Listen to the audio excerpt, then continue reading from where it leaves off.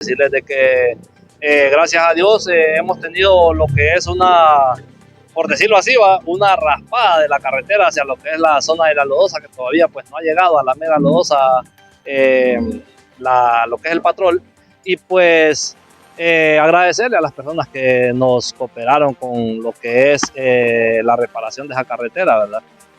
Tuvimos ayuda de parte del gobierno y de algunas personas que nos dedicamos, digamos, al transporte, y otros pues que tal vez no se dedican al transporte, pero saben que es una necesidad tener la carretera en buen estado. Sí, ¿hasta qué tramo del sector de la losa está en buenas condiciones?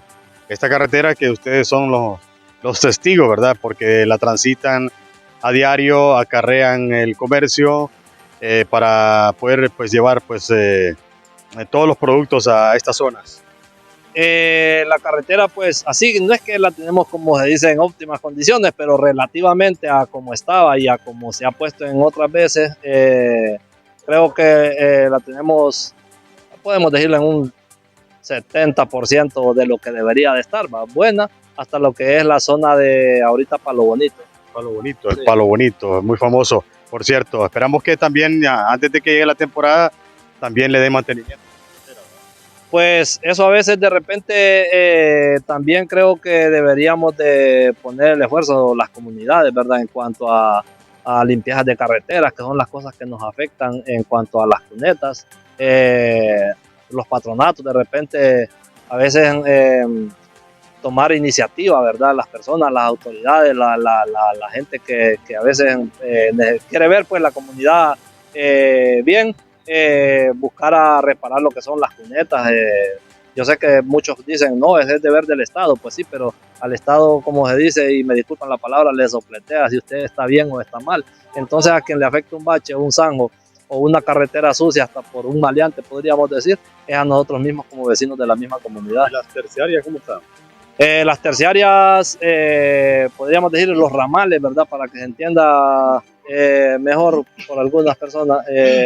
Esas carreteras podríamos decir que están en mal estado, pues no tenemos apoyo un poco continuo, de repente a veces ni en un año, por parte de las instituciones, podríamos decir entre cafetaleras y del Estado, para que se nos estén reparando lo que son los ramales en las comunidades rurales. Sí, ustedes son los que más sufren porque son los que pasan a diario.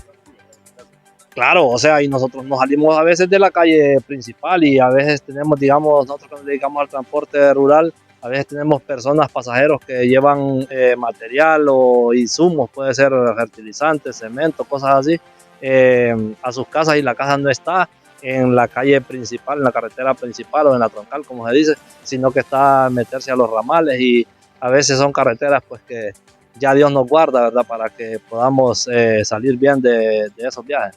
¿Qué le podría decir a la autoridad competente también a nivel del país? No, o sea, aquí las autoridades, pues yo sé que muchas personas, de repente hasta, como se dice, por deslizar o también porque les guste el contenido de algún periodista o cosas así, sé que siempre ven lo que son este tipo de entrevistas algunos, y pues poner manos en el asunto y ponerse la mano, como se dice, en la conciencia también. A veces son personas que también salieron de las zonas rurales y pues se les olvida de lo que se sufre en esas zonas, con carreteras malas, con un montón de proyectos que son necesidad para las comunidades. Así es. Gracias, Nelson. Hoy nos acompaña aquí en esta de medio